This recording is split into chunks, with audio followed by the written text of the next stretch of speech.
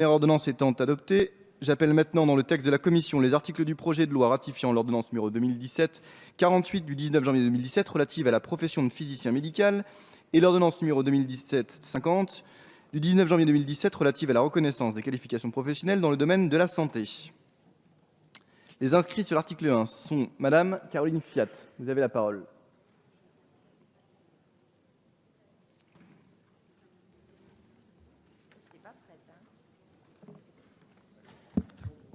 Oui.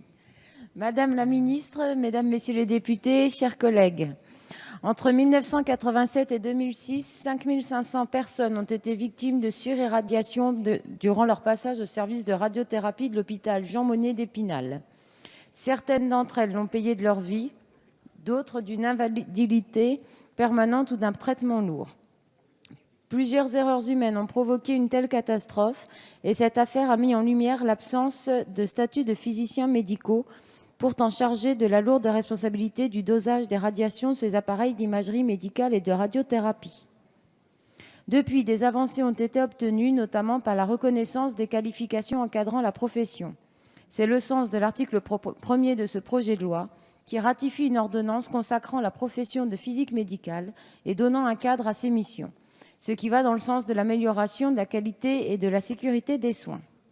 Malheureusement, l'article 2 du projet de loi ouvre la boîte de Pandore de la déréglementation de cette même profession et n'offre aucune garantie en termes de respect de ses qualifications, puisqu'elle la jette en pâture à la concurrence entre les travailleurs européens.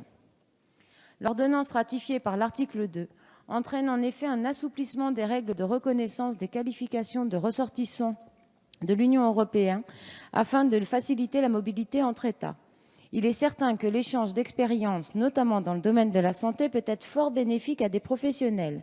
Mais encore faut-il que cela ne se traduise pas par une harmonisation par le bas, à cause de laquelle une reconnaissance chèrement acquise, comme celle de la profession des physiciens médicaux, sera sacrifiée sur l'autel de la concurrence européenne. La parole est à Madame Caroline Fiat.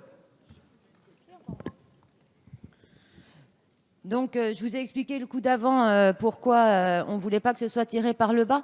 Je voudrais juste interpeller mes collègues d'En Marche. Vos soupirs, quand on vous parle du personnel soignant, c'est juste abject.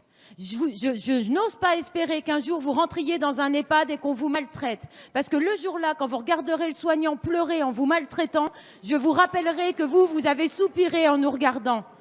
C'est un problème d'actualité, c'est un problème d'actualité. Il y a des gens qui se suicident parce qu'on leur demande de maltraiter des êtres humains. Prenez-les en compte, c'est tout. On ne vous demande pas autre chose, on vous demande juste de respecter ce que notre demande.